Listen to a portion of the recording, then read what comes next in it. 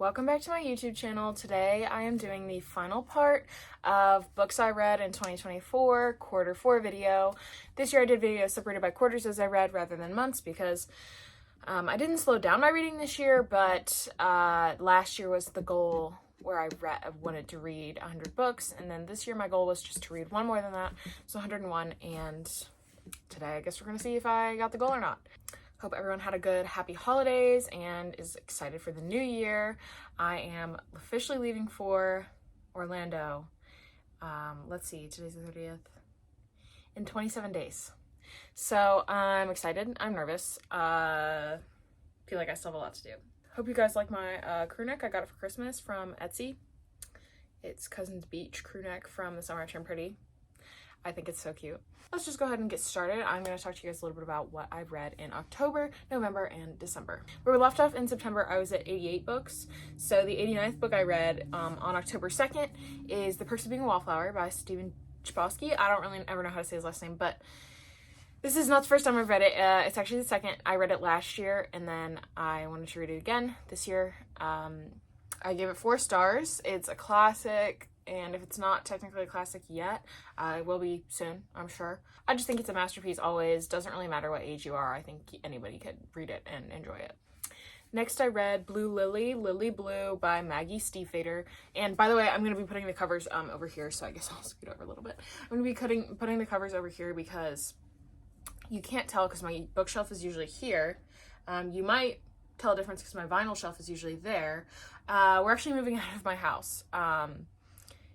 In 2024, so all of my shelves went to my mom's house and all of my books went to my mom's house, so there's nothing here. It looks so empty. I'm very sorry and sad about it, but the point is I don't have any of the books here with me today, so they're all gonna be inserted as covers. But anyway, Blue Lily, Lily Blue, I read by Maggie Stiefvater, which is the 3rd book in the Raven Cycle series, and I read it from October 6th to October 8th. I gave it 3 stars. I think it was probably my least favorite out of the series. It was fine, and I'm glad we spent other time with characters outside of Blue and Gansey, but it just had me kind of bored.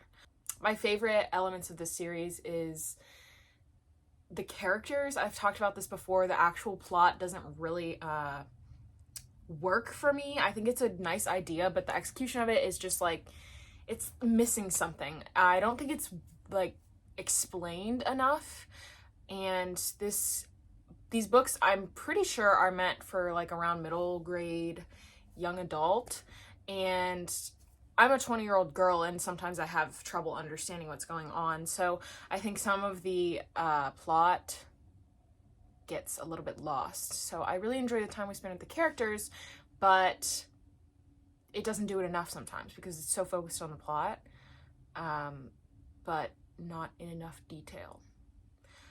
So I hope that makes sense. And then I read The Raven King by Maggie Stiefvater, which is the 4th and final book in the Raven Cycle series. And I read it from October 8th to October 10th. I gave it 3.5 stars. I could use more relationship building for Adam and Ronan, as well as, this is maybe a little bit spoiler. Actually, it is spoiler, so skip for a couple seconds if you don't hear.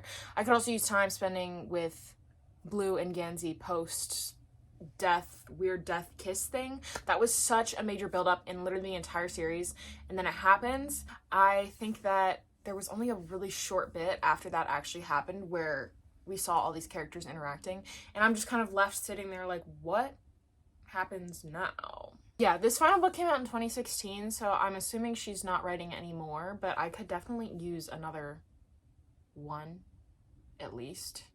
Just spending time with the characters. Like, these characters are so good, and they're just not used well enough. It makes me so mad. Next, I read A Good Girl's Guide to Murder by Holly Jackson, and this is also the 2nd time I've read this. Read it last year. I read it on October 16th. I just wanted a little fall mystery type book. I gave it 4 stars, which is what I gave it the first time, I'm pretty sure. It's such a solid YA mystery, and I have not read the rest of the series, the 2nd and the 3rd book. Let me know if I should. Following the mystery trend in October, I read The Screaming Staircase, which is the 1st book in the Lockwood & Co. series by Jonathan Stroud, and I read this from October 17 to October 18. I did watch the show first, back when it came out. RIP season 2, RIP season 2, which I'm gonna have to put this on pause after I'm done talking for a second to rant about Netflix. Anyway, we'll get there in a second. But I watched the show first, and I really, really enjoyed it. And it's definitely targeted for an audience maybe slightly younger than me, but I love it. It kind of reminded me of like the shows they used to put on Disney Channel only around Halloween time, like Wolf Blood or My Babysitter's a Vampire. Like, it gives a little bit of those vibes, slightly more grown up, but very good vibes for Halloween time especially. So I wanted to get into the series. I only have the first one. I want to read the rest. I just haven't got around to purchasing them yet, but I loved it. Me when found family trope. I love them. I love them. So pausing my October reads to take a little rant for a second. I don't know if I have any pictures, but if I do, I will input some here of the day I found out that Shadow and Bone was canceled and Six of Crows spinoff was not happening. Oh, it was a day. I cried. I sobbed. I'm not kidding you. I screamed in my pillow multiple times for probably a week at least. It really upset me. Shadow and Bone season 3, like, okay, I can live with that getting canceled because honestly the show was going kind of off the rails in the first place. Why didn't Lena end second season with dark powers? Like, I was like, was not loving that because I love her ending in the Shadow and Bone series so much. But, you know, I was like, okay, I'm willing to see where they're going with this. But when it got canceled, I'm like, okay, I'm also all right with that. But when the Six of Crows spinoff didn't happen, don't talk a word to me. Do not talk a word to me. That, I'm mostly just so upset because the actors were so well cast as the characters. I love Freddie Carter and Amita Suman with my whole heart. If you're watching this, they're not watching this. If they're watching this, oh my gosh. I love them so much, and I'm so sad they don't get to play these characters ever again. Anyway, we have to move on because I can't dwell on this or I actually will get severely upset. Raise your hand in the comments if you're also upset. But anyways, the next book I read in October was The Latinist by Mark Prinz, which had been sitting on my shelf for probably about a year. And my mom actually recommended me to this because she heard it on NPR, maybe? And I read it from October 20th to October 21st. Sorry, 21st. I gave it 3.5 stars. We know I love a Greek mythology retelling. It was an interesting premise, but it fell a little bit short for me overall. It had good pacing at the start, but I thought it was like slow in the middle. It also kind of reminded me of The Maidens, which I liked maybe slightly better. Overall, I would recommend it, but it was slightly predictable just because, you know, that's the nature of a retelling. You already know the story going into it, so I didn't necessarily think that format worked for a mystery. Then I read Percy Jackson, Chalice of the Gods, which right now I'm filming this toward the end of December, start of January, so Percy Jackson's in the middle of coming out, the show, and I'm obsessed so far. Like, no notes. Love it so much. I've been waiting for this since 5th grade. Percy Jackson, Chalice of the Gods is the 6th Percy Jackson book, as some of you may know, by Rick Riordan. I read it from October 21st to October 27th, and I give it 4 stars. It's cute, it's nostalgic, I like the overall message, but it was not necessary at all. But I'm not complaining. I will take as much of these characters as I can get. Rick can write 40 million Percy Jackson books for all I care, and I will read every single one of them. I believe he's making it into a trilogy, so I think there's going to be 2 more. I know there's definitely at least 1 more, and I think there's a 3rd. And then I returned to the Shatter Me series, which I talked about in the September portion of the quarter 3 video. Yeah, I read it toward the end of September. So this is where I picked it back up at the end of October. I read Unravel Me by Teray Mafi. So I read this on October 28th. And yeah, like I said, if you want to see my thoughts on the first one, go back to the other video. But I give this one 3 stars. At the end of the day, the series is just not good. It's strangely addicting to read, but it's not good in the sense that it's probably like one of the worst written and also weirdest like YA dystopia series I've ever read. It's weird because the way it's written is so predictable that I know probably exactly what's going to happen, but I still need to keep reading to need to know what happens. I don't know. There's something in it. It's weird, and it kind of like stresses me out. And I know I just made that sound like awful, and it kind of is, but somehow I still enjoyed it a little bit. I don't know, their books are really weird because they're just not good, but at the same time, so addicting. And then moving on to November, which is the second to last month of the year, and I'm at 97 books starting November, so Ignite Me is the 97th book, again by Taray Mafi, next book in the Shatter Me series, and I was going to try to read the whole series, but you'll see where I end up with that in a little bit. Ignite Me I read November 1st to November 2nd. I give it 2.5 stars, and I have written here in my notes, this series is so bad, honestly, the characters and dialogue are so cringe, there's almost no actual plot that I care about, but for some reason, I need to know how it all ends. So that kind of sums it up right there. So then the 98th book I read is Restore Me by Taray Mafi, and I believe, yeah, November 6th to November 7th is when I read this one, and I gave it also 2.5 stars. And all I have written for this one is, I think I'm done with this series after this one, LOL. And she was right. I did not pick this series back up. I could not do it any longer. And this might be a little bit spoiler if you haven't read Shatter Me. I cared all the way until Aaron and, what's her name? Juliet got together. And then once they got together, I was like, oh, yeah, I lost the tension. I don't really care anymore.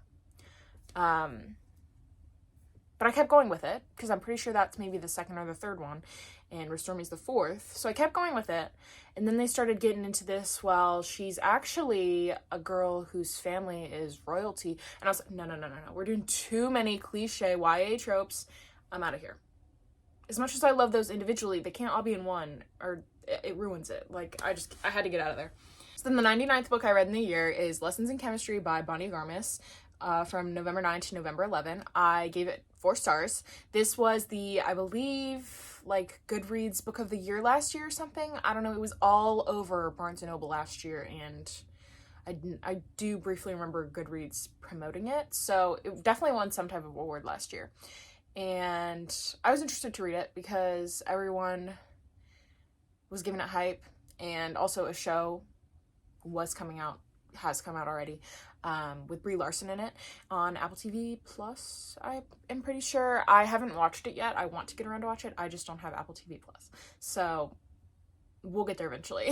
I thought it was very good, but slightly overrated, and honestly, the marketing confuses me for this book. I don't know why they market it the way that they do. The cover is misleading, and I don't know if that's on purpose to try to get, like, romance girlies into this book. It's so much more than just like a romance book. The romance part of it is probably only a couple chapters, and that's not even really the main focus. It's more about like grief and like overcoming stereotypes, I guess, and also like a little bit motherhood in there. So I didn't really understand the marketing at all. I feel like it would be such a more successful book if they tried to market that they covered all of those topics, but I haven't looked that far into it, so maybe that's on purpose. And the 100th book I read in the year was 1984 by George Orwell, and no, I have never read this before. I read it from November 13 to November 17, and I did not particularly enjoy it. I gave it 3 stars. I get why it was important. It's definitely one of the better classics, but it's just not my favorite style.